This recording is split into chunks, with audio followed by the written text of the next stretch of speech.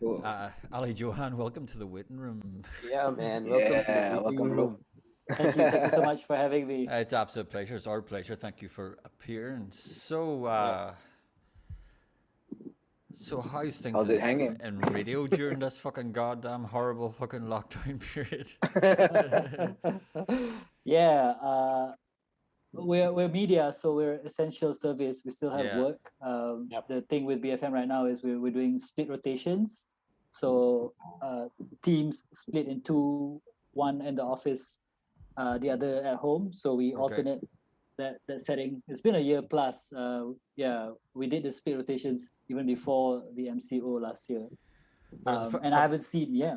is 50% in the office, 50% at home, or how Yeah, did it work? and actually even less than 50% right now. Only the radio teams are allowed. Oh, in the actual office, Everybody, like, yeah, anybody who's Oh. involved in the broadcast only. okay, so You know, we've had a few producers and cases. stuff like that, are they allowed Yeah, in studio? producers, yeah, presenters, and basically, yeah, just radio programs. And yeah, so we've also had some COVID cases in the building that we're at, so everybody's on high alert. So it's not that great. If you haven't seen, I haven't seen some of my colleagues for a year plus now, Fuck, that was a and bit Oh. weird. yeah, so we only see each other on Zoom in a meeting, that sort of thing.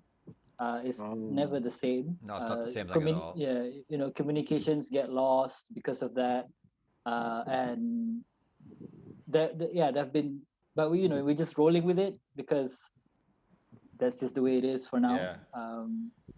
We now have to record our shows from home. Some of them that we can interviews from home.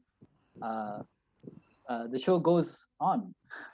How quickly? Literally, yeah. So how quickly, when it went into lockdown, did you guys go into this mode, or was there any preempting of what was about to happen, Uh, or was it just once it happened, you then it was panic stations, and then you had to reassess your whole entire kind of way of doing things?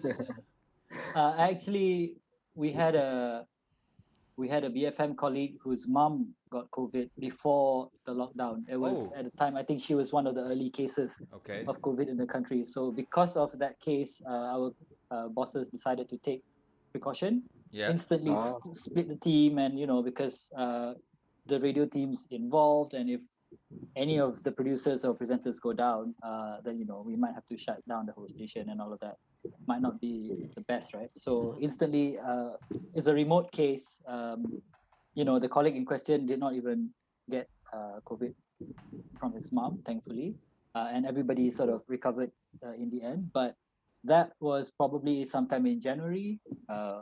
We were already deciding to do the split shift, Okay. and true enough, when lockdown came in March 2020, everyone had to work at home, or split teams, and stuff like that. So as early as January 2020 that you had a COVID case. Yeah, That must be Wow. the one Wow. of really early Way ahead, cases. Like, ahead of the I mean, curve. that's yeah, Yeah.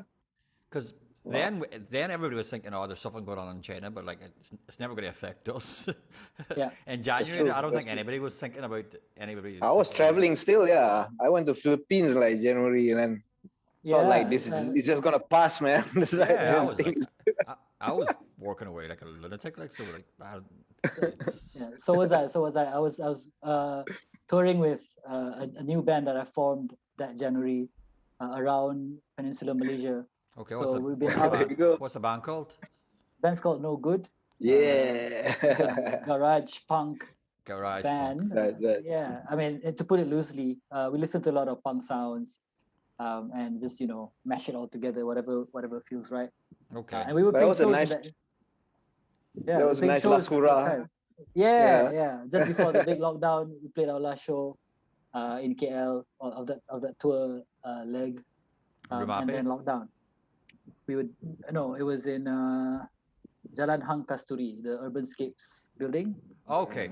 Okay. right by Yeah. CM. Yeah. Yeah. Wow. Shit, man. So yeah, Damn. that's been then the work was split by February, I think it was really split. We had to get used to that. But when lockdown came, I guess we learned that we were essential service, so we could still go on. Reports were still And in fact, when lockdown came, there were more news to report on our end. I'll We've say got, way more news. Yeah, it we it, got wa- it busier. was the essential story. Mhm. Yeah. A lot, man. Like because there's less people on the road. People were all in lockdown essentially. Yeah. So the business side of things took a bit of a hit. But as reporters, there was still news that we needed to cover, right? So a lot of I guess tensions were high, morale was low. No one knew anything. No one knew Yeah. at all anything. Like we were just in the live scene. We were just grasping at straws. We were just going, Yeah. no, it'll end by July, or it'll end by September. Oh, we were literally just grasping, hoping. Here we are, 15 months fucking later. It's got no end in sight at all. It's an absolute disaster. So, in BFM, what is your general role? What do you? You're a producer, obviously, but generally, what shows do you produce? And So I'm a producer. Sometimes I present programs as well. We work in the program group called the Night Shift. Yep. So mainly programs that are 9 p.m. and above on a daily basis. And each program have a couple of different producers doing it. I'm one of them. The shows that I handle, one of them is just a talk show called A Bit of Culture, hosted by Cam Raslan. We always call Azmil to feature as a guest. It's just a nice little roundtable cultural topics of the week type thing. And also on Wednesday nights, I present this music news program called The Pulse. So that's all, BFM being a news station, we cover the news in the music side of things Cool. in the nighttime. Yeah. So everything from the more businessy kind of coverage, like Kings of Leon's album cover or new album being an NFT, to Michael Jackson's Beat It hitting 1 billion hits on YouTube, to even like localized news of things like funds for digital content for local musicians and things like that. We try to cover it all and speak to the relevant people. And especially in COVID and in lockdown, a lot of the focus was on when and how live music will come back and live on beyond these times. Like everybody policies, everybody keeps talking about the new normal and stuff like that. I think everything will go back to normal. I just hope when it does go back to normal, musicians and the rest of us are more smarter and more kind of more stringent about how we approach things, because we've been allowing organizers a lot of leeway for a long time, and we have been literally ignored and abandoned throughout COVID. Completely abandoned. Yep. The whole entertainment industry has been abandoned by everybody throughout this whole process. So we've been talking. I've been talking to a few guys this week about when it comes back. Listen, guys, we just all get together and just 100% deposits instantly for any job that we fucking put out. Anybody wants to book an event, yeah, we'll do it. 100% deposit. That's it. There's no fucking paying money after the fact. I think that's a silver lining to the whole thing. Yeah, I think there's more. I think people are just pissed off. I mean, beyond pissed off. Like music and entertainment is so important for people's general daily life. But we were the first to be fucking dropped, and we're going to be the last to be rescued at the end of the day. Like so. I guess mics will be cleaner for us singers at gigs for the future. That'd be for sure. Or bring your own mics. At least singers should all buy your own mics from now on, right? Hey, I always thought that would be a good thing for most vocalists. Yeah, but they don't, like right? How other band members have their own instruments, right? I think exactly it's only right for a frontman to have his own mic. About time. Vocalists should all have their own mics. They all should have their own mics. Get a nice little mic case, put stickers on it, every gig you go. And I really don't mind. I don't mind it when a vocalist brings their own mic. If that's what they're comfortable with, that's what they're comfortable with. Yeah. The only time I'll That's mind true. if the vocals brings a terrible mic where I start just looking at it going, because they think it's cool looking. They think a mic because it looks cool rather than a mic for practical reasons. I mean, if it looks good, great. It better sound good. That's the Yeah. as a sound engineer, it better sound good. I don't want Or at the least mic put a to sound real mic, your mic next to that good looking one. yeah, nonsense. Oh man. Hey, but just curious, like to but it's really tough. I mean, it's been, I think, as long we've been playing music, right? It's always been an issue about getting local music on air. That's always interesting, right? When you go, with BFM, how was it when you came in, and in terms of how open were they? Because I understand you told me before the theme for BFM is rock programming, right? So did that help actually being, or was it something from another end coming in? It's been so long ago. I started working there in 2010. But I try to remember what I can lah. So I think whatever you can remember. Yeah. I think when I joined, we only had, I think it still stands that the radio license is only up until 12 midnight. So from 12 midnight to 6 a.m. when we start the program, is free for all, and that's where we, or at least the station, used to lump the Malay music. Yeah. Because it's essentially off air, but we can't go I remember that, like, I'm coming back because me and my wife that's generally one of the only stations over in Cara. That's everybody's station post gig. Every night after 12 o'clock, it'll be all this old Malay music all the time on BFM. Like, but they were mainly the mainstream stuff. And they were mainly kind of old-fashioned. This is 2010, 2011, 2012. But they were still playing 80s pop. Search. And I love 80s pop too, but most of them were, I would feel at the time, rather overplayed in other radio stations. So it didn't sort of stand out. And here I was, this young staff. I suggested to the music director at the time that I think we can play some local content but more modern, something that was already in heavy rotations for a lot of people beginning 2000 upwards. And she said, I said, I have a bunch of CDs of local bands that I know. These bands are always gigging, they are active, therefore they have a following. But they may not be at the time probably as big as, say, Wings or Surge or Ramlah Ram or Rahim Aruf, the pop kind of Misha Omar, Siti Nurhaliza stuff.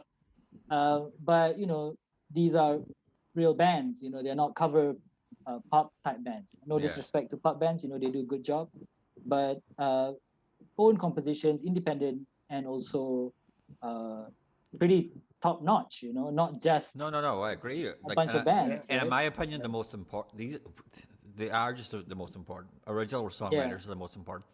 Like, I've got all my friends I work with are all in the pub scene. Like, I love them all the bits. But like, original musicians writing their own songs is what music is about. Like, in the end of the day. And I learned that through going to independent gigs. I've been going and mingling in quote unquote scene since I was a very early teenager.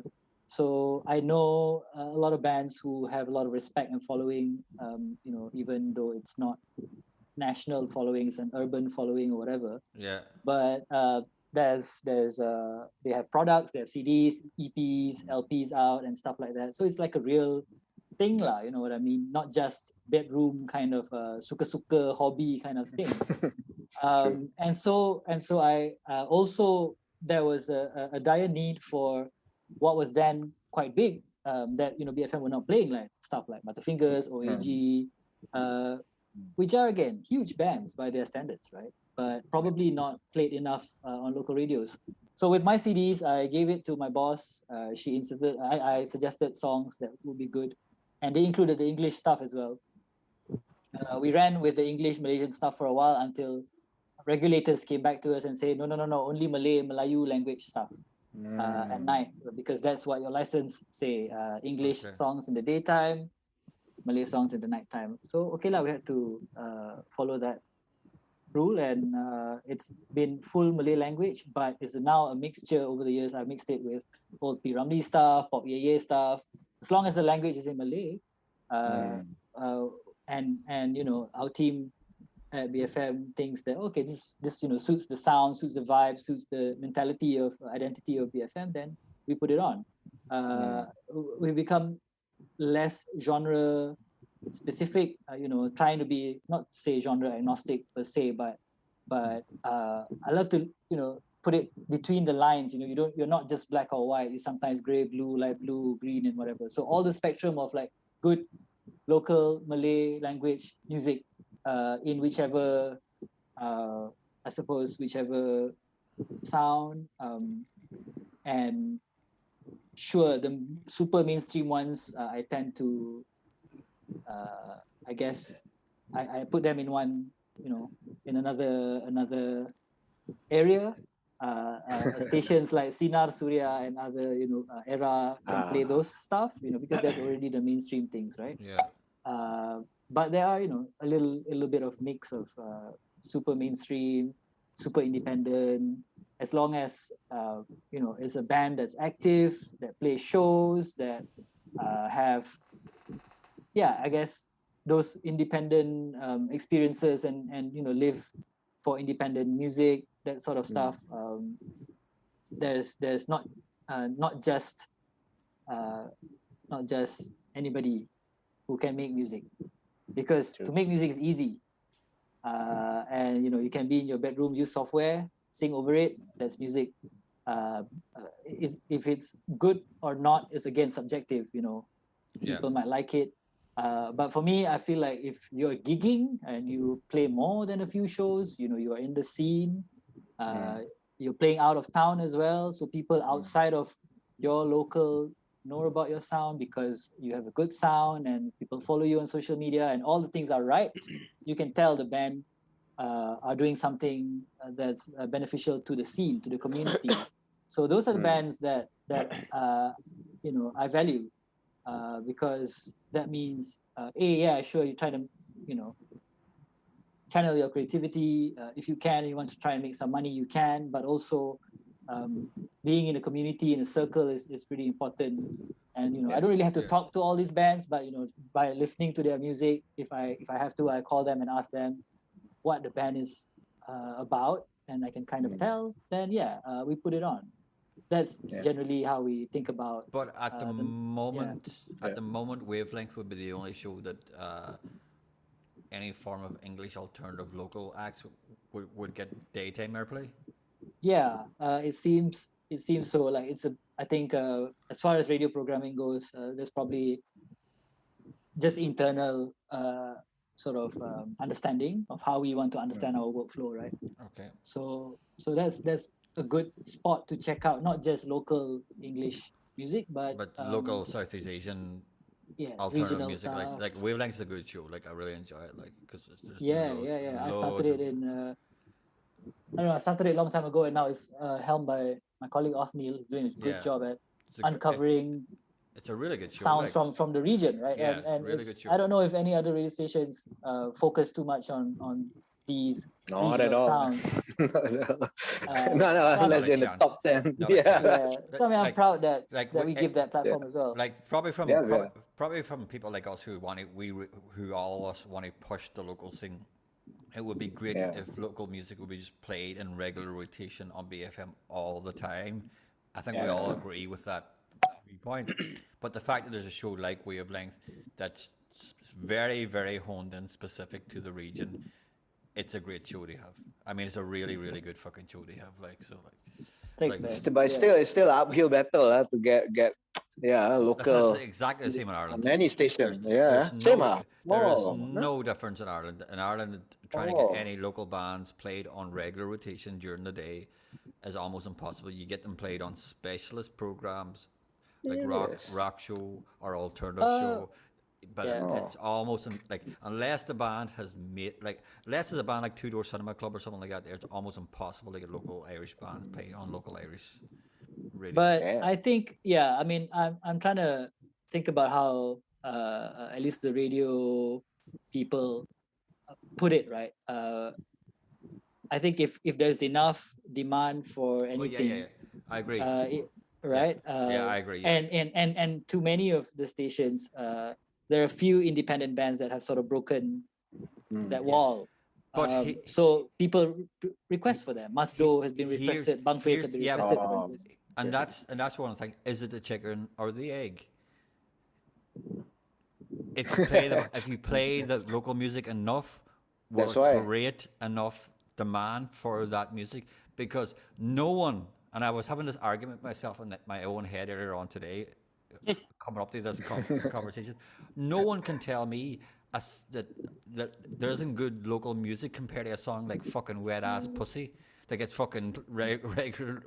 Like fucking a song like Wet Ass Pussy is fucking some of the most horrendous crap, and that'll get regular rotation on various radio stations. But you can't.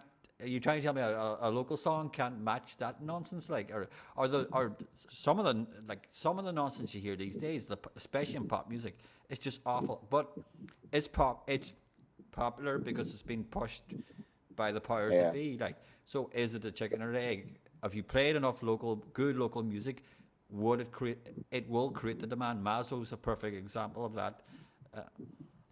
Even then, they should be like on the charts together with all this other meaningless pop, man. It's strange, But also, there's also there's also issue of ownership, right? These media companies also, some of them have partial ownership of the labels, and it's like this big branch, right? It's tricky, but I guess the public doesn't understand that how. Well, I don't know. I don't know.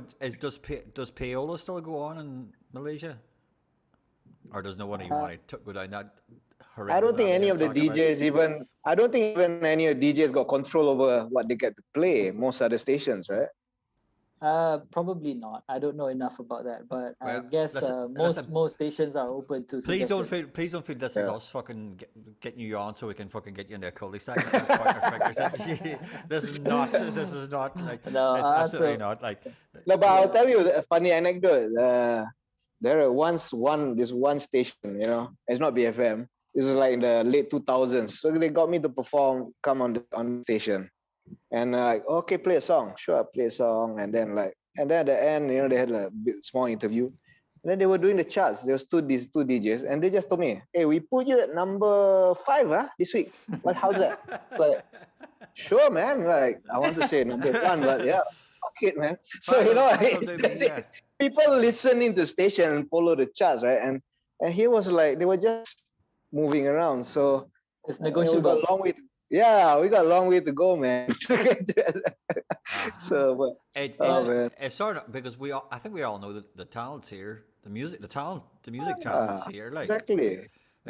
Like there's a reason you started Wavelength. You didn't start Wavelength. Exactly. Because you started Wavelength because you knew there's enough quality music here to promote and push.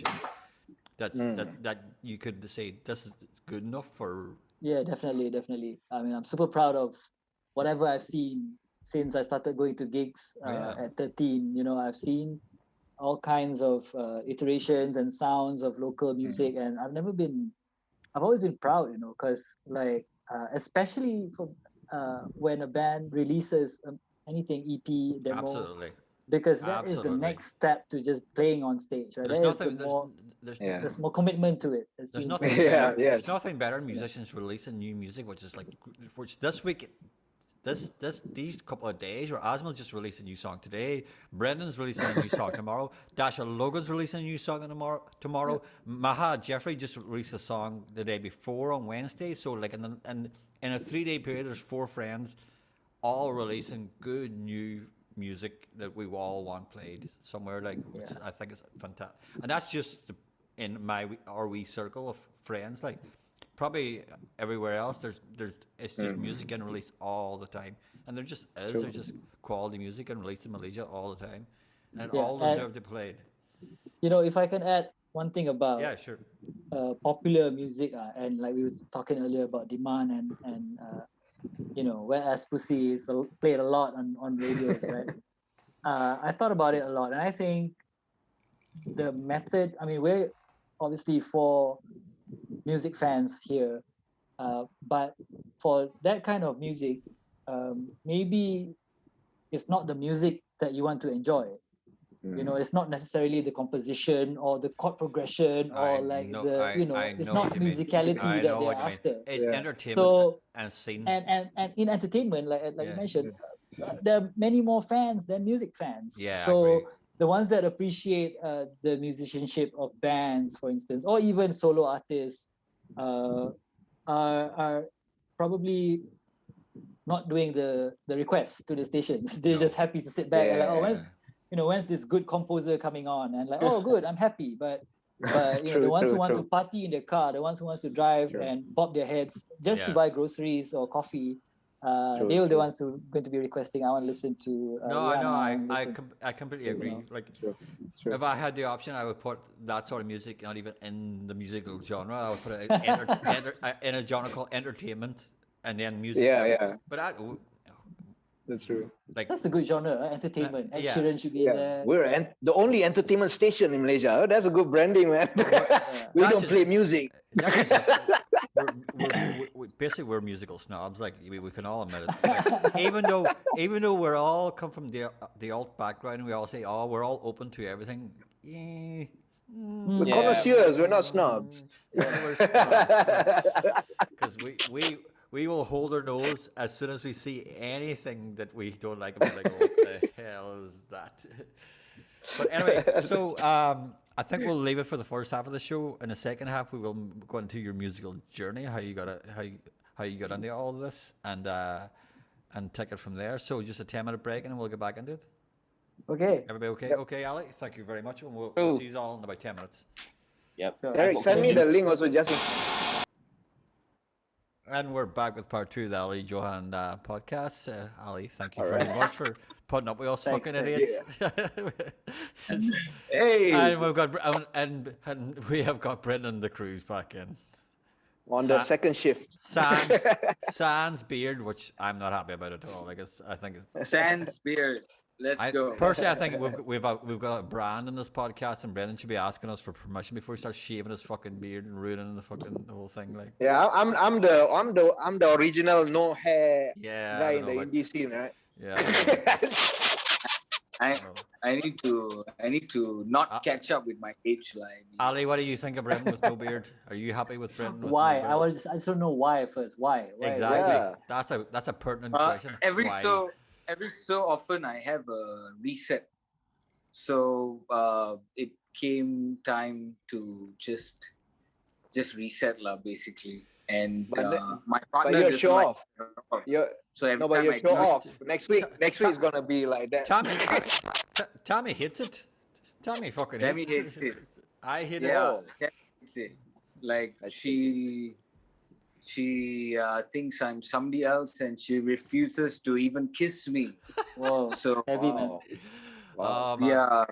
That's where the songs come from. Now I know where the songs come from. But Anyway, so So Ali, you gotta do what you gotta do. No, he doesn't. Yeah, Don't encourage him, Ali. Please don't encourage him. So Ali, your musical journey, where did it begin? How did you start off? I started going to gigs at 13 when I was Form 1. Wow. Wow, what a life! That's great. Where are you from? Are you a KL boy yourself or Klang Valley boy? Okay, so where was the first gigs you started going at that young age? I grew up in Medan Damansara, so the closest gig spots were in Bangsa at the time. They had a big grunge sort of scene going on called the Piao scene, and the Piao scene probably mid 90s, 96 to the early 2000s. Okay, cool. And since then gigs, at that point I had already been listening to bands through my school friends and my friends generally from we were 10 and stuff. So music's always been, but live local music since sort of 13, and first band was probably when I was in college. I played with this power pop band called Lucy in the Loo. They're from Bangi. Oh, they were your first band, Serious, Yeah, I mean, Oh, damn. as far as Hannah's house is down nearby my house. yeah, exactly. So my wife Hannah fronted Lucy in the Loo. Bangi represent. Bangi represent. Live close to Azmil. I knew her and the band through other friends, and they were just changing lineup at the time. I just learned to play the drums, and this band was playing like this kind of Weezer power pop and garage rock sound. Ash were the composers at the time. The Rentals. Ash from Northern Ireland. Ash. Yes, Team Wheeler Ash. I know those guys. I'm friends. I'm friends. Yeah. I'm friends. I'm friends with the brother of the drummer from Ash. Nice. Who is Tim Wheeler's guitar tech? I'm friends. I'm friends. That's friends awesome. with Yeah, him, I met like, them. I met them in an interview when they came to play in KL, and I was super awestruck. Ash play KL. They did. They played Good Vibes Festival. Oh, right, cool. I didn't know Ash played KL, but yeah, they're just good. Larne. It's a town outside Belfast called Larne, and they're good Larne boys, so they are. So so I think Malaysia in that time, mid 90s, we were listening to a lot of alternative bands like that. And it rubbed off on Weezer, especially blew my mind, man. Man. Blue album, Pinkerton. Pinkerton is one of my favorite records. Oh, fucking I love the album. That wasn't like though. That wasn't like when it first came out. That like was it Blue or Pinkerton? It wasn't like Pinkerton, the second one. Yeah. With the Pinkerton, I loved it because it wasn't like the first. No one like Pinkerton threw a lot of people like because the Blue album was really popular, and so like, Pinkerton was more anybody who was older like myself would have liked Pinkerton rather than the Blue album, because the Blue was kind of like was. I think Pinkerton resonated. At least I was in uni by then, but Blue album it was sort of the whole Nevermind and In Utero. But the song themes, I think in Pinkerton, like it's really blue balls kind of album, right? It's like not getting laid. Wow, yeah, man. That is we all understand you hit the nail on the head. And I wasn't like a depressed teenager anyway, it just the songs just resonated because they were kind of funny.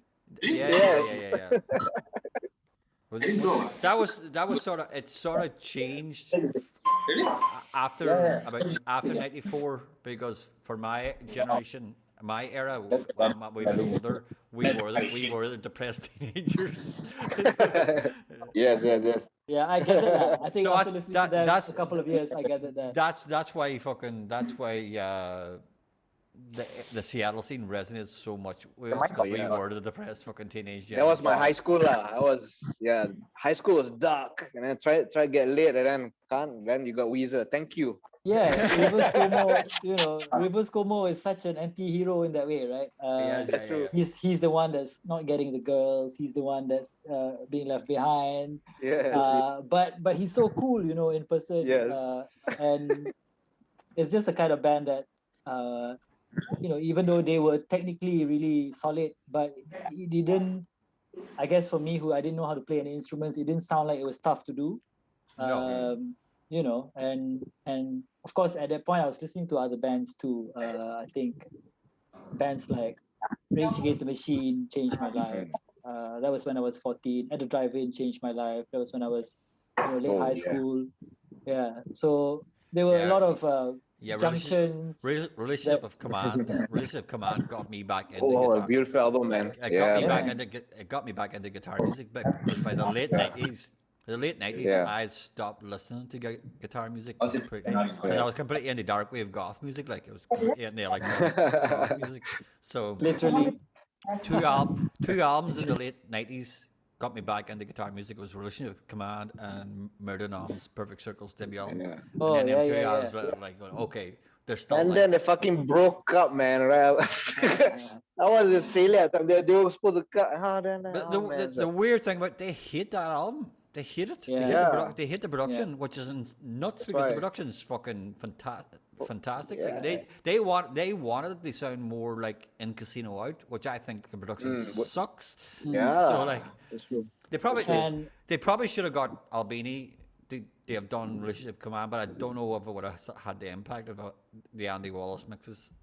yeah, and for me, it was an era of a lot of music magazines in Malaysia. Late 90s, I was Yes. buying a lot of these Yes. international Fanzines magazines, gonna- and we didn't have not zines, but like magazines, all right.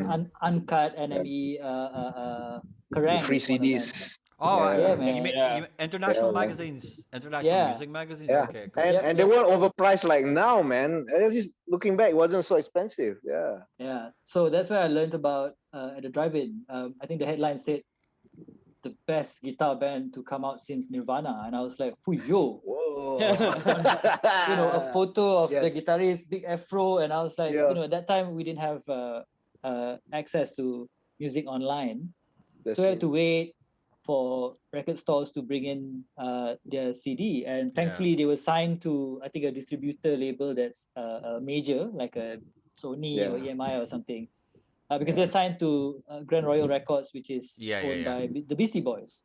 So there's no way a Beastie Boy record company would send their CDs to Malaysia.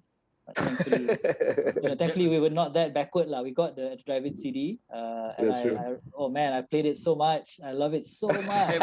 It was such an fantastic. album. I love the album. I have been lucky to see them live.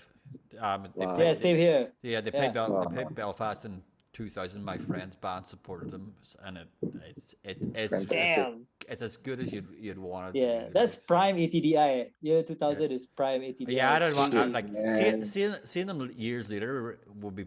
I wouldn't be. It's just not the same. You want to see them when they were. Yeah, they were doing also aerobics, man. Fucking Cedric. Cedric stopped the gig, as Cedric was prone to do. He stopped the gig in Belfast because there was guys slam dancing behind us and stopped the like gigs. And he just started berating them, like, and he's like doing this.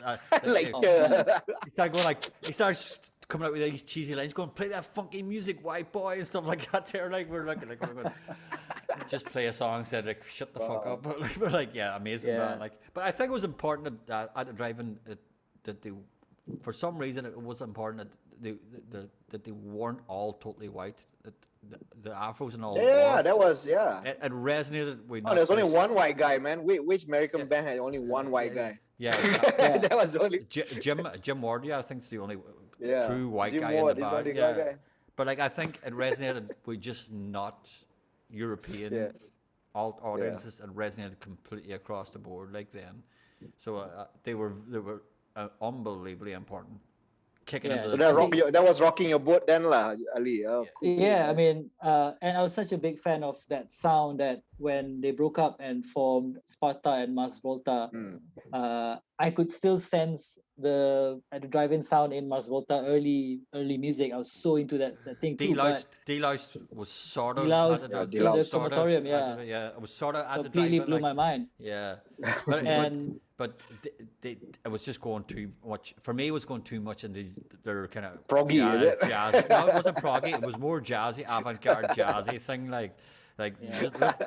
Let's make a weird noise, and for the sake of, rather than a tune, because the thing about relationship, there's a song there's a song there in each song, like.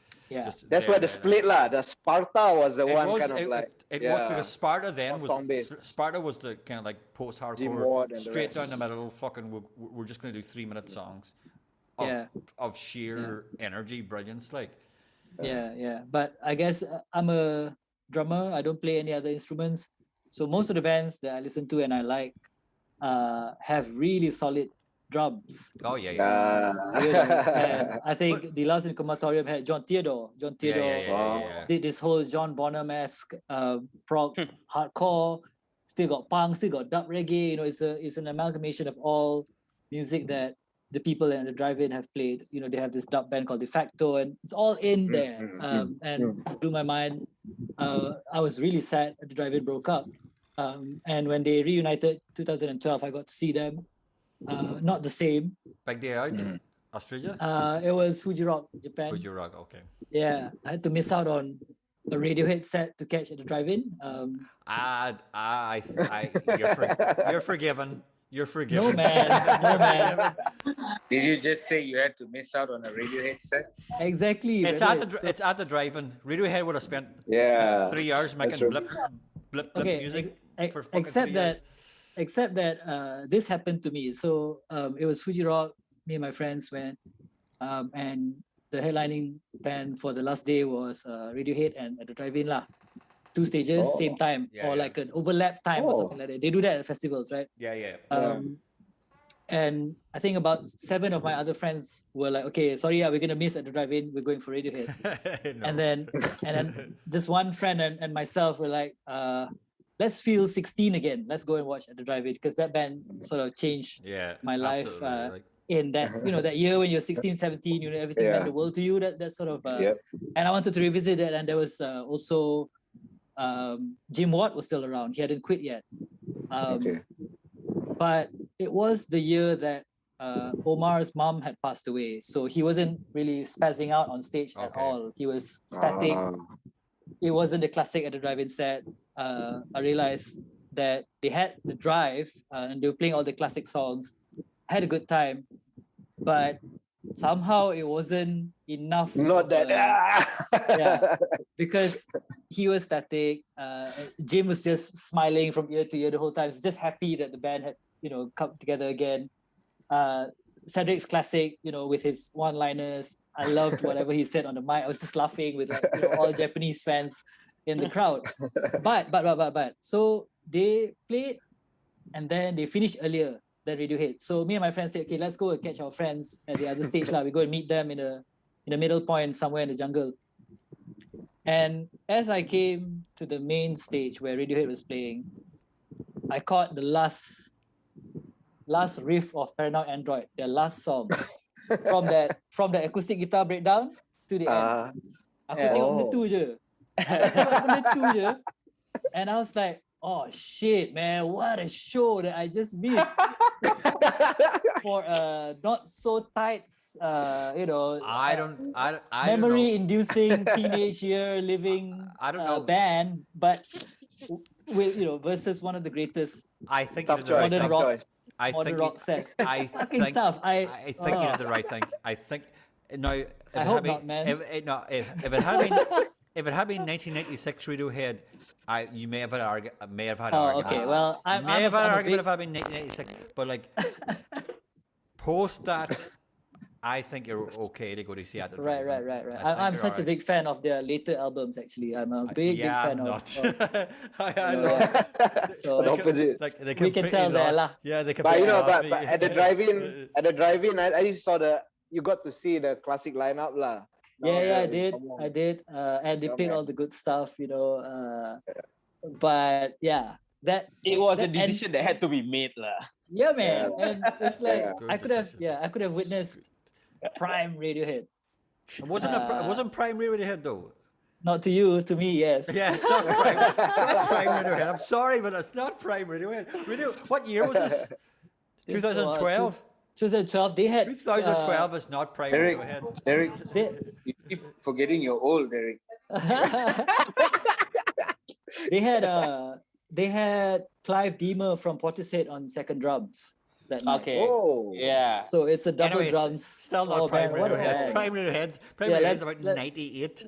That's fucking prime Radiohead at Glastonbury in 97. I think is prime fucking Radiohead. But 2012 did they already release Lotus Flower then?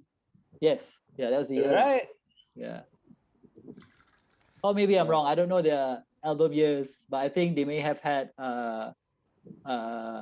In Rainbows already at that time, because my friends told me. Oh yeah, I think they had the album after that also already, and they were playing a mixture of sometimes in the middle of like a 23 or 25 song set they pull out something from the bands. Benda tu yang best kan. Tapi the newer stuff. I absolutely adore the band. I adore the bands like. To see live, man. To see that live. Sure. I adore the bands. Like Street Spirit is still one of my favorite songs of all fucking time. Like I absolutely adore that song. Like, But like as Brendan says, I'm Nice very Dream, old. Nice Dream is the album. I'm a very old. The song of the album for me, Nice Dream on the Band's one of my top favorites. I still dig their later album, man. I love Kid A. Me too. Yeah, man. Do you know the Kid A, the CD tray? If you open it, there's a sleeve there. Do you know that? If you got Kid A CD, if you bought the one from that time, if you open the tray, there's like it's like something there. I found it somewhere after had it a couple of years. Somebody posted it online. I opened it. Oh fuck yeah! So they were that kind of band lah by then, right? They were doing all this. It's kind of cool. Man, it's like this could but be you had to make that choice lah. You had to make that choice. Yeah, but this could be a nice conversation. This could be a nice conversation. Now. Who amongst us, who's the best live band anybody's ever seen live here? What's the best? Exactly. This could be a nice conversation now. Like, who's the best you've seen? For me, simple. For me the gig that changed my life was seeing the Dirty Three, Australian band. Live. They just drums, guitar, and violin. Yeah, I saw them. Violin, dude, that guy is mental. Where, and what year? It was 2001 or 2002. I was in Melbourne. I mean, this is a home city, so I think that's what I was like. And I was a bit ill. I had bronchitis, so I was like, neither here and there. I saw them. Like, it was just cathartic. That's it. Okay. A band with no vocals, man. It's like I wasn't expecting that. I was a convert right away. Warren Ellis, is that his name? Warren Ellis, yeah. Warren Ellis. On the violins. Violin. There's one part where he was playing, right? And then he spit in there, I'm sure that spit fall on his face, but I didn't see that spit fall. There's nothing. Because it was this beautiful hall. It's called, what venue was it? Anyway, yeah, for me, that was, wow. Fabian? Close second was seeing the Trail of Death in Melbourne also. Oh, damn, son. They destroyed all the equipment. So that was the second best I had at the drive-in. I jealous you saw the drive-in. But at least I saw Trail of Death. Something about the Texas bands, huh? Texas, yeah. Texas bands. Yeah. The heat, They're a wee bit crazy. We should have bands like that too. That's why. That's why, yeah. I think mine would have been Pearl Jam in 2008 Belfast. I've seen Rage, I've seen At the Drive-In, I've seen Metallica, I've seen Tool, I've seen Pearl Jam previously in 2000, and I met Eddie Vedder and got a song dedicated by Eddie Vedder to the whole lot of us. Like, Eddie Vedder hung out for us before the gig for 20 minutes, hung out with the guy, and even that one in 1999 didn't match 2008. 2008 was kind of like, there's loads of people talking about Bob Marley gig in Shepherd's Bush Empire in the 70s, which was like a spiritual gig. For me, that Pearl Jam gig in Belfast in 2008 was the same thing. I think I saw Pearl Jam. I've never seen perfection. I saw Pearl Jam '98, and I think my reaction it was a Yale tour in Perth while I was there. Yeah, I think it must have been. It felt like how you saw at the drive-in. I think I leave because for me, Pearl Jam was like Go. Like that song. Like Versus and the first two. You're expecting everybody leaping all over the place, like they were just standing. No, because we grew up with Pearl Jam being a band that threw themselves about the stage, and you wanted to see them. But then you sort of realize. But in 2008, I was in my mid to late 30s, and I was like going, I just want to see a band play as good as they could play. I've never seen a band be that good ever. And I've never seen a reaction.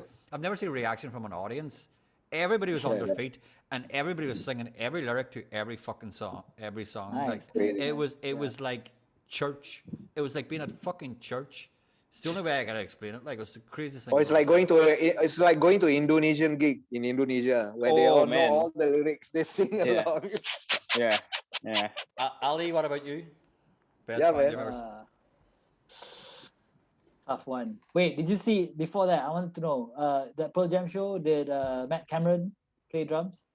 Matt Cameron played drums both times in the 1999 show and the 2000. He's so good. Unbelievable. And Soundgarden are probably my second favorite band of all time. And I've seen Soundgarden live, and it may be the top 2 worst gigs I've ever been at in my entire life. Hey, but I disagree. For me, my favorite drummer of Pearl Jam is Jack Irons. The first one, huh? Yeah. Not for me. No. No, No, David ah? Brucey. You are? David Brucey. Brucey C, yeah? Yeah. He's my favorite Pearl Jam drummer. Okay. Like I love Matt Cameron because Soundgarden are one of my favorite bands of all time. Yeah, But yeah. I've lost my camera I too. think Brucey was perfect for that band. I think it was just, That's true. especially in the early period of Pearl Jam, he was perfect for that band. And the way Vedder politicked to get him kicked out was sort of disgusting.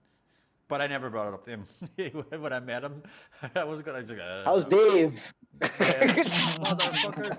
But like, yeah. But Matt Cameron Which was one? on Dave drums. Cruson, the first drummer? Yeah, Dave Cruson was the first drummer. Yeah, They had that a was- few that was- few first drummers. Dave Cruson. That's why I was confused. I remember the thing that's first album. Cruson played. Dave. Cruson played on 10. Yeah. Cruson On 10, was yeah. recorded drums on 10. Then Brucey was the drummer 10 versus, and what was that? Nothing versus. And then it was Jack Irons for a wee while, and then Vitalogy was still Vitalogy. But anyway, Ali. By the way, Yali, what's Yeah. man. Yeah. For tonight, Yeah, not all time. Let's go for I tonight. know. I had to throw back the question to buy time. So now I have my answers. Yeah, okay, cool. I don't have a sort of. I have many memories of good concerts that I've been to. Yeah. They all stick out in my mind for different reasons. I think one of the ones that I enjoyed immensely was catching the specials in Singapore. Whoa. Such a good time. Listen, ska music rocks. Yeah. Yeah, music rocks. and they were like solid for an hour and 45 minutes non-stop. Yeah. And skinheads in the crowd and everybody was like having a good time. Another show that I like stayed in my mind was catching Toots and the Maytals, reggae band. Saw them in Japan, Fuji Rock. That one was also such a good time, just good reggae time. In 2018 I saw this Japanese band called Kikagaku Moyo, psychedelic, krautrocky rocky kind of sound. I saw them in Berlin, and that was one hell of a gig because it was full house in a venue that could fit about 600 people. Wow. And the Japanese band, the Germans love them because krautrock and anything that has a little bit more of a motoric jam. Yeah. It goes on and on and on, and people were just slapping it up, and they were just like this 5-6 super long haired Japanese musicians, looking like they came out of the 70s, and such a good sort of all round experience for me. It was my, I think, second night in Germany. I'd never been there before, so I was like taking it all in, and that band played. They were Asians. I felt proud. But also, I'm not Japanese, but I'm still proud of you. and I'm like, wow, you guys sound so good. And instantly got hooked on to the band. And I've been a fan, I listen to the music a lot every other day. Because of, it's, they're not that kind of tight, clockwork and super machine tight kind of band. They were a psychedelic jam band. So they had mistakes, they didn't have super perfections, but it was a psych sound with a sitar, electric sitar. Shit. So it's like, ooh, gila lah. It's like all senses going off, and that was really one of the most memorable nights of my life. Yeah, I think those three bands that come to mind for now. Sadly, at the drive-in didn't make the list because they were subpar when I saw them. Damn it. Watch it. You saw them for something else. To see them just in the flesh. Just in the flesh, at least. It's okay. You got to see them at least. Yeah. I'm thankful. They went off the bucket list. You're okay. Yeah, a piece of Texas. You saw it in flesh. Fabian? Man, so I don't have that many experience of you guys to watch bands overseas or even attend festivals. But I think one of my most memorable ones would be watching Incubus in 2004, if I'm not mistaken. So I was still in high school, and I remember taking the bus all by myself coming here. Classic. And then it was in that Equestrian Center. I think, man, it's inside the stable. Inside the stable. Yeah. Not the stable, actually. It's inside the stadium, something. I was damn disappointed though. Right it was a aside. damn good gig. It it was all right, I guess. I mean, I was 16 at the time to watch Incubus live, Yeah. and you know, You get a but bus they from didn't play. Penang on They your didn't play own. Drive.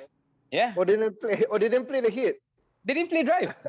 That's one thing I remember from that show. They didn't play Drive. It was they had just released Megalomaniac at the time, so it was that whole tour. I think they came again after that for Sunburst and all that, but I didn't go and watch it. I wouldn't be So- worried. I wouldn't be worried if they didn't play Drive. I was pretty big fan of Incubus for their older stuff, off Science and stuff like that. As long Yeah, as man. as long as I heard Yeah, certain man. shit of a great album, pretty happy. Maybe they read the crowd. The crowd was not like Yeah, about to probably. just chill out to drive, right? Probably. And then the other one was when I took my dad to go watch Deep Purple. So Oh, Oh, man. that's nice. Yeah, That's yeah. nice. Hearing your dad, nice. That's yeah, nice. and that was so cool because I was like sitting down there and then I'm just looking at everybody and everybody is probably above 60 or whatever. And these guys are coming with like, biker jackets and they're just rocking there and just going mad. And I was like, Accountants, oh. lawyers, fucking every profession under the sun. One night out, allowed out for the fucking year. Yeah, Hey, yeah. That's like a Speaking of- Butterfingers gig. Yeah. Speaking of Deep Purple, have you guys ever heard of this story about their keyboardists hanging out in Medan Tuanku? Oh, serious? No? Yeah, in the bar called Red Rooster where Search Red Rooster. started out, right? So Ian Gillan is his name. I think Ian Gillan came to hang out. Ian and Gillan he was jammed. one of the Ian Gillan was one of the singers. He won me the Oh, keyboard who player. played Ian Pace? No, Ian Ian Pace, the Pace. drummer. No, Ian Pace was the drummer. Yeah, I don't know who was Another Keyboardist. Ian lah. Ah, Generic got a few name lah. Ians in the band. like and he Deep, hung Deep out Purple and had he- about 40 members. It could be anybody. But anyway, So But they I were mean, hanging- what a band though! What a band to Oh, catch yeah. live. Deep Purple. Correct. solid band. Yeah. Crazy. It was mental. And then I think the other two shows were psychedelic shows. I thought they were great when I watched Tame Impala, but then I think Pond topped them when they played at the B. I thought they were so much better. It was like even more Wow. organic. And like what Ali was saying just now, they were not, it was not all about perfection. Like Tame Impala were great, but then I came back and I was like, it It's felt like the album. it was like the album. It's like, it was as if the album was the backing track. It was too perfect. You know, Were it they felt play- like that. were they playing? They were probably playing backing tracks. That's probably. No, they They had a might, live they band. might have Yeah. been, yeah, they might have been. Probably They're been back in that time. kind of band now. Yeah, big which enough is- to do that, right? Yeah, Yeah, Most, yeah. most bands do these days. It's like they do. Yeah, Because but you you know, found bands like that use it to good effect. I think backing tracks serve bands that have layers in their sound. So I've They heard ha- like it, bands like it has its place. It definitely has yeah, its yeah. place. I've Definitely heard has its place. M83 play to a backing track as well. Like Nine Inch Nails is my favorite band. Yeah. There's no way Nine Inch Nails can do a live show without my backing. It's completely impossible. But I thought they have enough band members to trigger every sound. 9 Inch Nails, I still think they're doing. There's backing right? They tracks. still do backing tracks, right? I mean, which is like I would still say they're doing backing tracks. Like even Bon Jovi were doing backing tracks in '88. Like because John had, for Living in the Prayer they were doing back because John had lost the ability to reach that fucking high octave on the Right. fucking pitch change in Living on a Prayer. By '88 he had lost his ability, so they were doing backing tracks in '88. So Nine Inch Nails. Oh, it's cheating back then already. Yeah. Already cheating. So But like- is that where do you guys stand on that? Like, are you okay with bands doing that? Is that considered lip syncing to you, it depends how much they do. or like play Depends. syncing, Literally shred depends. syncing? Depends how much they do. If it really depends, like when I found out about Bon Jovi, I was really disappointed. Like I was like, So you were at a gig seeing him play and you had well, I've Oh, seen man. I've seen Bon Jovi 6 times, and the first time was in 1982. So they're obviously using backing tracks in '82 to do serious, huh? to do Living Oh. on the Prayer, like because they started in '88. They started using backing tracks in '88 for various songs that were really. I mean, they were doing stupid keys. Like Living on a Prayer is a stupid key when you go into that. The key change in the Living on a Prayer. I have never seen anybody do it properly live. Like even Bon Jovi had trouble, and I know now why they're fucking using backing tracks. So like, but I've never seen any normal band do it properly because it's such a difficult fucking key change. So so yeah, backing tracks oh man. they do have the place. So Yeah. being a sort of fucking snob about it, going, "Oh, use backing tracks, you're cheating." And especially these days, what the fuck everybody's fucking doing. Like, I mean, it takes a lot of practice to get your play along backing track live. I bet, so- yeah. I bet. like I've done local bands here where that was ridiculous. There's a friend. I'm not going to name her because she's a friend, but she'll know if she watches this podcast. She uses backing track. She's going to know exactly her own band. She played a festival here one year, and I was doing sound, and literally the band was drums, bass, 2 guitars, 2 keyboards, violin, horn section, Wow, so much. singer, and fucking backing tracks. And I was going, why are you've got a What? fucking, you've got an orchestra, what the fuck What do are you need using backing track for? She goes, oh, we sort of want to supplement the sound. I go, do you really think anybody's going to be able to notice any difference between this dense sound? Like, and I go, and where do you think I'm going to be able to finally put all this nonsense? Like, there was literally about 12 people on stage and still using backing tracks. I was going, it's too much. Oh man. But anyway, There's some use for it. we've reached the end of part 2. So part 3, I think we're getting a good conversation here. Maybe we'll go into Ali, your what you think, how you like the Malaysian music scene, from your personal opinion, to evolve in the next few years. If there's places for it to evolve too, like, if you're open to discussing that. Yeah. Okay, cool. So part 3, let's see how we can get Malaysian music to evolve, get better. Yeah. So and maybe we can get rid of Brendan because he's just ridiculous. What's Brendan doing? It's just Steam already. it's like having a podcast. It's like having a podcast and one drunk idiot just sitting silence and.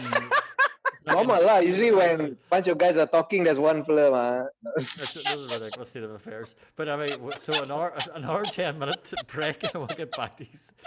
Okay. Okay. All right, man. We're back with part 3 of the Ali Johan Waiting Room podcast. Thank you, Ali, for sticking with us. Yeah, man. Especially, Thank you. Hey, but especially with this before fucking idiot here. before go on, I want to know that the Deep Purple story. What was it about the keyboardist at Red Yeah. Rooster? He didn't finish what it. was that? He hung out. So yeah. So apparently he came around, Deep Purple played a show at Stadium Merdeka, Stadium Negara. And he came to hang out at the pub, and then he jammed with the live band that night. I'm not sure who played in that band, but he sat down on the keyboards and started like going at it with the boys, local boys. Okay. Nice. That's cool. Man. Everybody that's gugu gagal over him, bro. Yeah. And you know, it made it sound. I mean, for me, it sounded like what's so great about back in the day when you just saw that band live in concert, and they're one of the hottest selling bands out in the world, and then they come to your city and they just drop into your local pub, and then you see them on stage.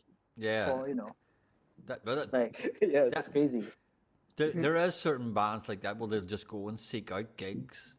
Yeah. Hey, but absolutely. I'll tell you a story about Bob Dylan and Rafiq Rashid. This story is like, Rafiq Rashid was a big fan of Dylan, right? So he told me a story that he kind of like dissed Dylan after this. So Dylan played in KL, and they were playing at now it's Concord Hotel. I think that time a hotel or some other name, right? So he's watching this like cover band playing on stage, and Bob Dylan sitting there watching his band after the gig, and Rafiq goes with a LP to him to get signed. This is like a fucking hero, right? And then he just said, no, I just pointed to the Filipino band or something, and I said, he just like cold-shouldered him, man. Whoa. It's Bob Yeah, Dylan. Man. Bob Dylan did Yeah. that. Bob Dylan did that to Slash. There's a hilarious.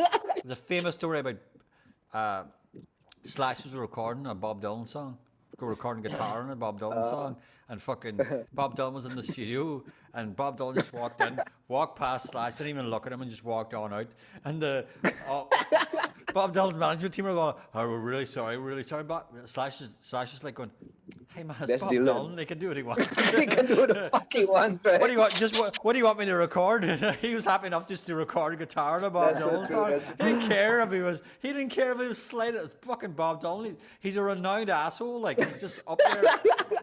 a grade A fucking like lunatic. Like he's just you're dealing with a fucking guy that has fame on a level that you'll never even be able to think. You know, his about. concert, right? I got to see Dylan twice, you know, and you know, I realized something about this is like late period. I saw him 98 and 2001, and you don't know what the fuck he's singing for at least half an hour of the concert. So it's like because he changes arrangement and he hardly sings, right? It's like Mumble away. mumble.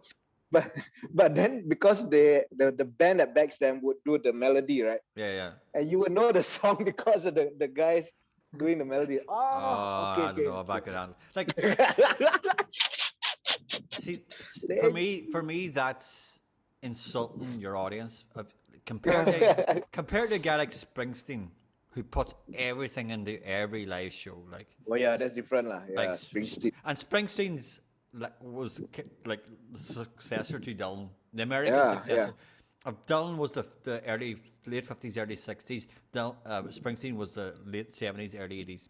The songwriter, the troubadour singing about local things, and Springsteen puts everything into every show. Yeah. And to insult your audience by just standing there mumbling like a fucking lunatic, like. No, I think Dylan is living proof of, you know, it's best not to meet your heroes. I guess so, man. Yeah. It's like, don't meet him, like, you get so just appreciate his albums. Yeah. He doesn't even say hello, you know. He doesn't even say hello because the second time I saw him, I was a friend, and we were trying to sneak to the first class tickets, and we actually made it. We managed to like go around the bouncer, and it was like a stadium. Yeah. Go in, and like So suddenly like there's a band playing after the but after the opening band played, and it's like suddenly there's another band playing, and we're thinking, who's this playing? It's like looking for a seat, and we sat down. Hey, he started here. Dylan's playing. It doesn't say hello, nothing. There was zero banter. Exactly what you said, Eric. Like zero banter, man. Yeah, he's renowned. He's just renowned like that. Like yeah. That's him, man. Yeah. Yeah. So like, you want to see him be asshole? We paid to see him be asshole. Yeah. You know what you're getting. Like you just if you're going to see Bob Dylan, you know what you're paying to see.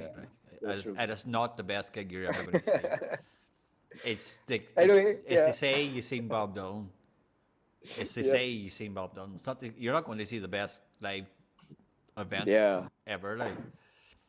So, Ali,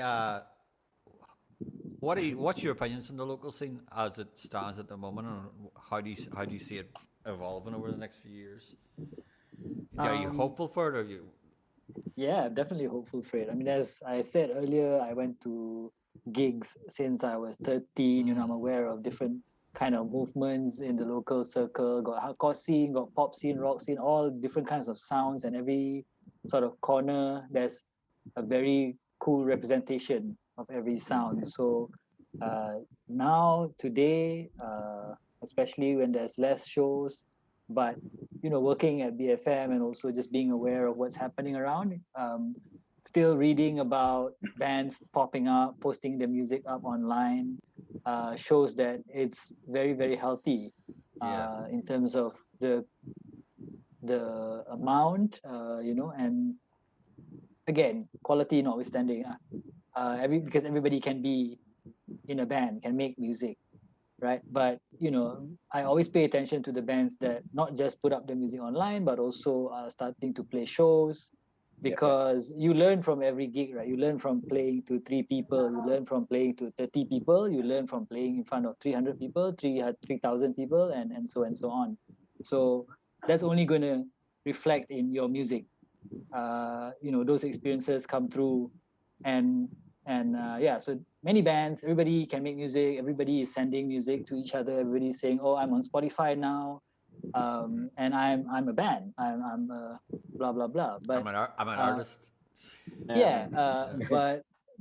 But so in that way, it is healthy. Everybody's creating, and I think, you know, there's now more and more sounds to explore, because people are mixing around things because of the internet. Again, you know, that's what I references found. Like the complete boundaries of genres seem to have blurred very, very. I love that. I love that. Even in an international context, we already see that bands breaking boundaries, but in the local context as well, when every sound is trying to find their own home, their own identity, but they're mixing it up, and it's just like it's less rigid. Colloquialisms, it's like the colloquialisms of the scene of the voices within the scene seem to have changed. So even in something so simple like say punk rock, there's different kinds of color.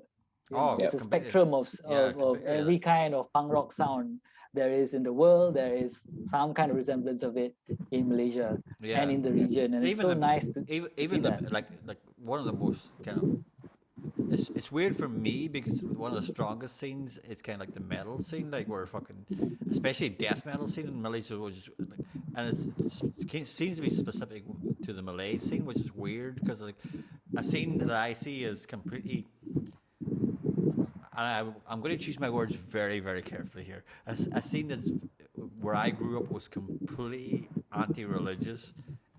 It's embraced by the most religious group in Malaysia. And it's that juxtaposition that I find that's kind of like what's going on. And the best bands from that genre come from the very religious states. Yes, and I when I first moved here, I was like going, this makes no sense to me. And my wife's Malay, so I was trying to get her to explain it to me, and she goes, "I'm not understanding that. I have no idea why everything's going on." Like, I was going, but did you realize death metal is the whole scene's completely anti-religious, and they go, I think they just like the music. And I think that's where a lot of bands come from, maybe from in the local sense, right? We like musicality, we like technicality, right? So it's that very hard blast beats that you want to pull off. It's those solos and that homage to that Slayer sound, that Creator sound. You love these bands so much, and it's much less about what they stand for, perhaps. Probably, And one thing about Malaysia, I do agree. Malaysian music fans tend to idolize the musician over maybe over even the song.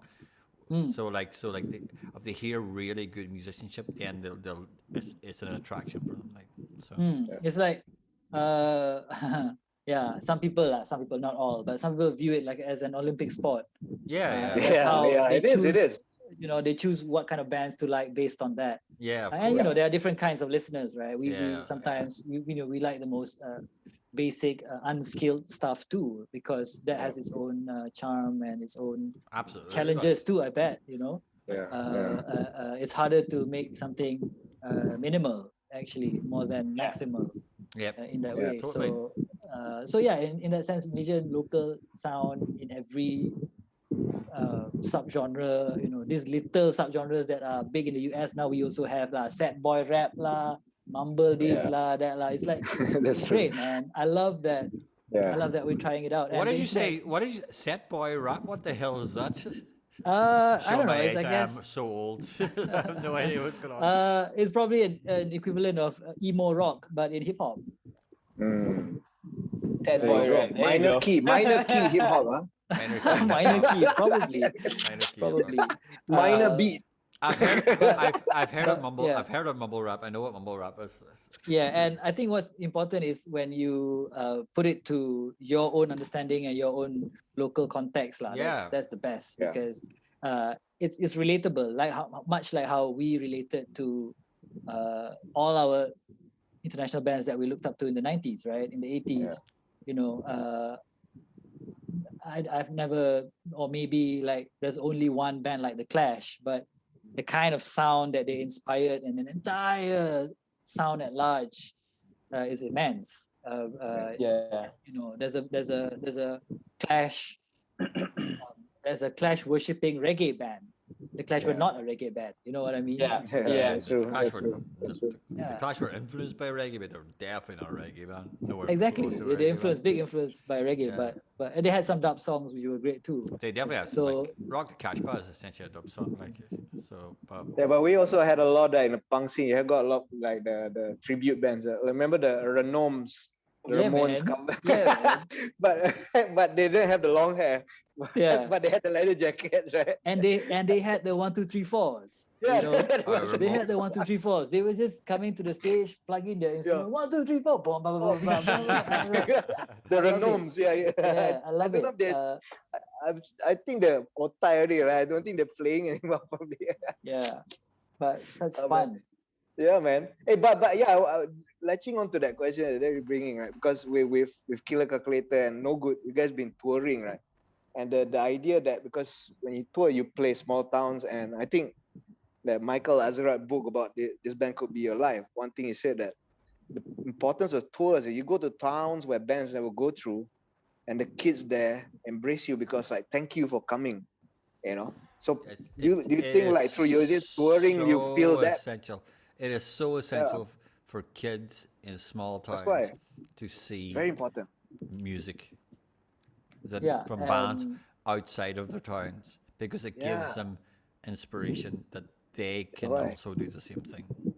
Yes. That's the and Yes. most important thing. Like, maybe as the band that's going to play these shows, we have less of a lofty aspiration in trying to inspire people locally lah. Most of the time it comes from really simple pleasures of like, wow, we can makan all the local food in Kuantan when we're playing a show. You know, we're looking forward to those other little things. Yeah, of course. And being away with your bandmates, discovering another city is different than doing it with your family and your friends. You know, no one starts a tour by going like, "Oh, we can play all these shows to inspire young kids." That's Yeah. not the thing. That's Of course. That's Yeah, the good that's a thing. byproduct. That's the more of like byproduct. That's the great byproduct that comes from you coming to these top towns. Yeah. That is. But, yeah, I found them really appreciative. Any city outside of KL, even though it's as near as somewhere in Seremban, but they don't always come to shows in town, right? And some cities in Malaysia are lucky to have a scene that's alive. JB, Penang, so they have their own sound. Ipoh, they have their own sound. But when we play like Sungai Petani, Alostar, these are towns that really surprise you because you're surprised to meet like-minded people. You're surprised that they're into your music and and that sort of Sabah, Sarawak. I never really Can you got play? my head around. Can you play places like Kelantan? Is it possible? My bands have played in Kelantan because my bandmates are Kelantanese. Okay. Yeah, so singing Kelantanese, man, that's so unique. Working No Good, man, love that. So this band that I'm in, No Good, sing in Kelantanese. So we figured it's only natural to play in Kelantan, and we did that last year. But before No Good arrived in Kelantan, Killeur Calculator had played a show in Kelantan already, 2016. And the way they organize the shows are different too. They do it in the daytime. They have to finish before Maghrib prayers. Flyers cannot strike the venue because you want to avoid authorities. So they do all these little things. It's complete guerrilla shows then. What you're doing, like get in, get out. Like the first time I played there, we arrived at the venue. We loaded the equipment, pasang. No opening band, just that one band. We set up, we played, and then we were out of there by 6:30. I mean, that is about as punk. that is about as punk rock as you could possibly man. get, isn't it? Yeah, it was Just fun. get in, get out, get away. The authorities may get you. Just get in, get And the what was- fucking music. That's music in its Yeah, man. essence. Like that's cool. What was the space? What's the space you played in? You guys played in Kelantan. What was That space was a storeroom on a rooftop. there you go. So, yeah. Rock and roll, man. It was warm lah. That's But not a good time. That's not raging against the Workout. machine. That's playing against the machine. That's what that is. That's Yeah. playing against the Yeah. machine. That is But that is pure punk rock. That is yeah, and then with No Good last year, so we released an EP and we played shows around Peninsular Malaysia, and played in Kelantan in an empty house in the middle of Padang somewhere in Kampung in Pasir Mas. So that was also another experience lah. That one, more bands involved. There were 3 local bands warming up the show, and then we came on at like 6 p.m. We ended the day by 6:45. Just like, and then all clean fun, and no authorities came to raid or even like anyone got in trouble or anything. What could be done? Well, in like from a fucking complete Matsali point of view. Oh, you mean worst case scenario? Yeah, they can extort you for not having. What can they can charge extort you you for not having permit. Okay. Extort. Yeah, that's true. And they can say like unlawful assembly and whatever, I guess. Okay.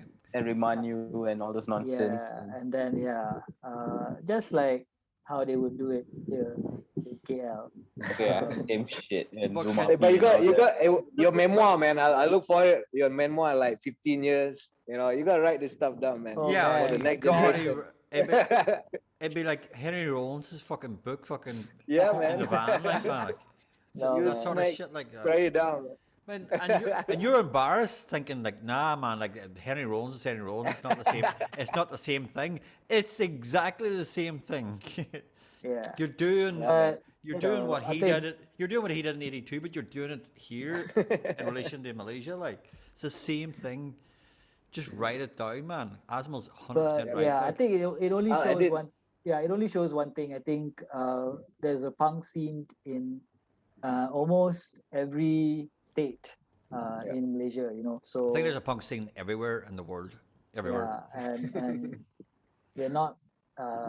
They don't look like typical punks. That's the more important thing, right? We're just independent community of people who Yeah. are into music.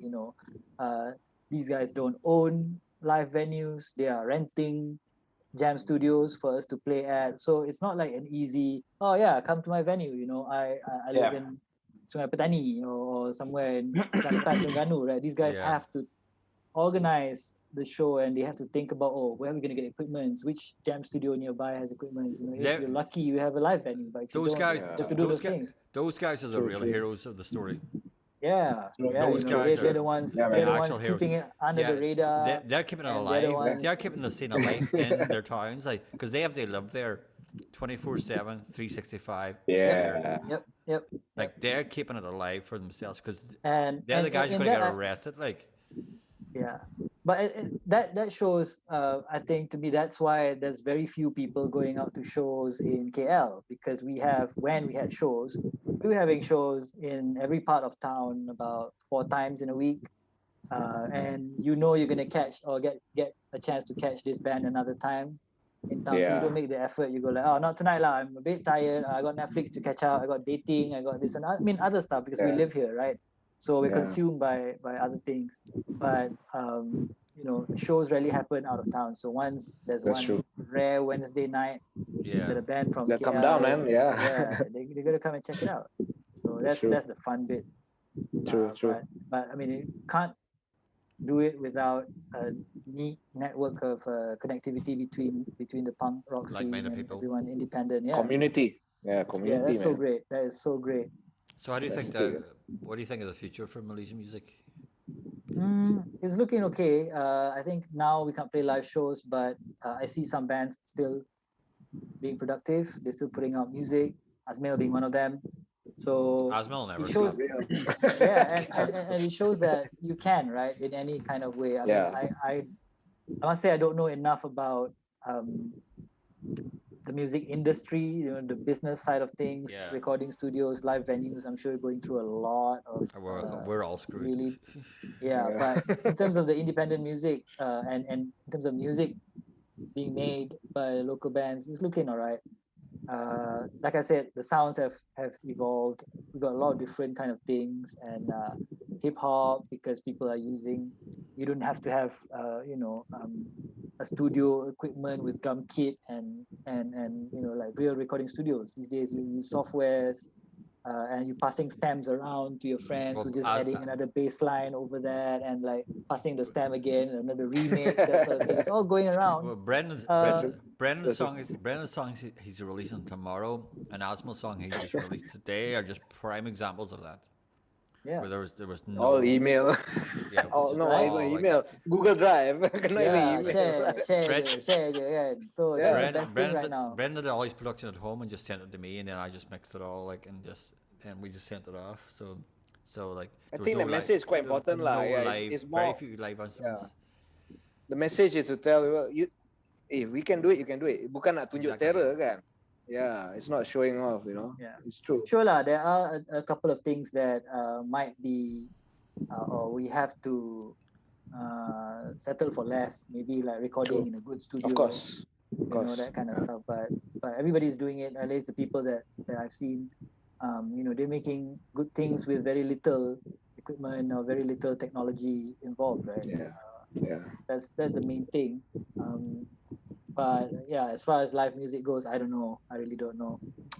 Yeah. I don't know if that's because I've seen the ones where I've seen photos of it. I didn't go to them, but the I guess the RMCO period where we had the physically distanced shows, and I feel like it was a great effort by the organizers, by the venue owners, but a show like that it's hard to enjoy lah because you're sitting apart from everyone. Yeah. I think it's the closeness of other people's Of course. bodies that make the live show, That's the true. rock show, electrifying, right? Being at socially distant rock shows is kind of like being at church, but not in the good way. It's not Yeah. spiritual. That's true. It feels Yeah, like you're. but if it That's means true. that feels like yeah, you're but if Yeah. it means that is what venues and organizers have to do, exactly. then yeah, we got to support that You do as it, well. and I you mean, have- if Radiohead is playing, by all means, man.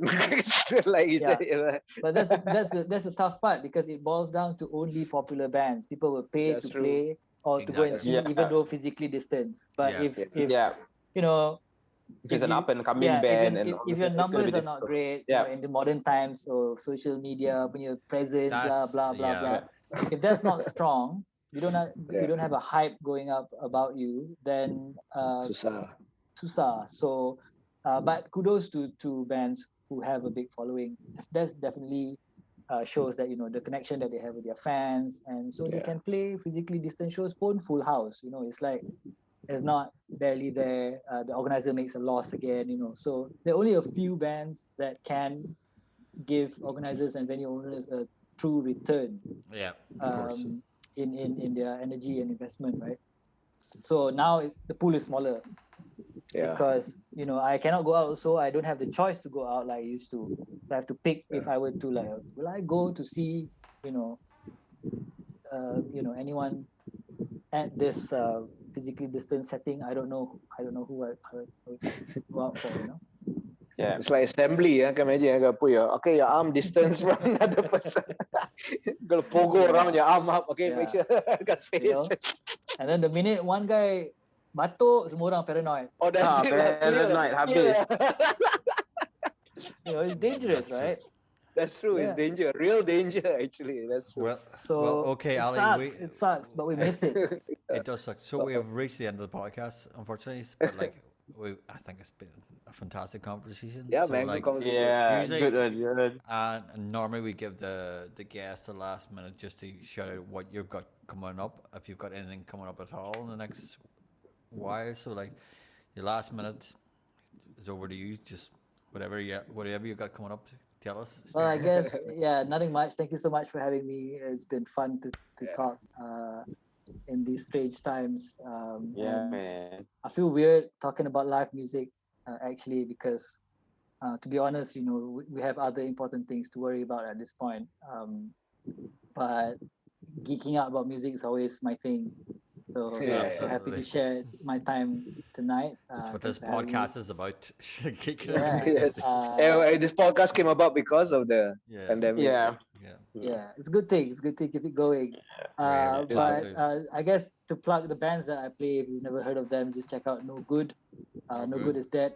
.bandcamp.com and Killeur Calculator. KillerCalculator.bandcamp.com. Okay. There's some of the music that. Well, anybody listen, check out play them. those bands on Spotify, Yes, Instagram. Bandcamp. Sure, Bandcamp. Yeah. Well, Ali, Johan, Thank you very, very much. It's Thank been you, an thank you, absolute thank you. pleasure. Thanks, man. Thanks so much, Thanks man. for coming, man. Been We a are while. out.